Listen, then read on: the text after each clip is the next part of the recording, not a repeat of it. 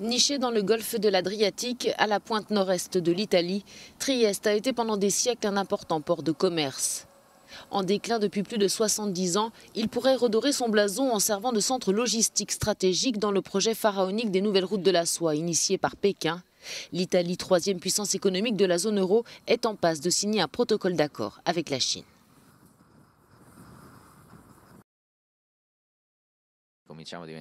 Nous sommes en train de devenir une jonction importante pour les échanges commerciaux internationaux. Et il est clair qu'un tel carrefour devient pertinent aux yeux des grands acteurs du marché mondial dont les Chinois sont aujourd'hui l'un des acteurs majeurs. Pour certains des partenaires occidentaux de Rome, en particulier les États-Unis, l'Italie risque avec cet accord de devenir le cheval de Troie de la Chine en Europe. Le gouvernement italien, lui, y voit plutôt une perspective alléchante.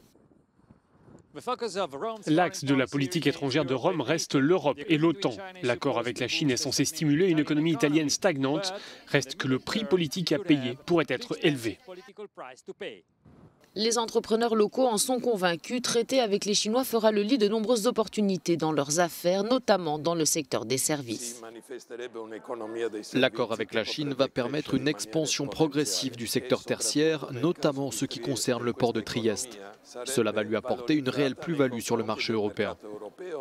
Tout le monde n'est pas de cet avis. Forza Italia, par exemple, estime qu'un renforcement des liens avec la Chine peut être dangereux pour l'Italie. L'Italie doit choisir entre ses 70 ans de relations avec la plus grande démocratie du monde, à savoir les États-Unis, ou la Chine. Si les Italiens pensent qu'ils obtiendront des avantages des deux, ils ne sont pas seulement naïfs, mais aussi stupides. D'autres estiment que le protocole d'accord entre l'Italie et la Chine peut profiter à Trieste.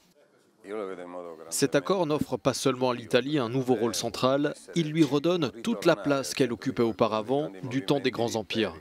Et c'est ce qu'était Trieste pendant ces années de prospérité entre la fin du 19e siècle et le début du 20e, juste avant le début de la Première Guerre mondiale.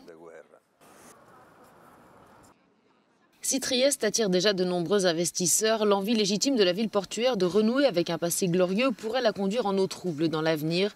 La Chine pourrait en effet, selon les analystes, s'avérer être un partenaire trop fort et trop grand pour l'Adriatique et l'Italie.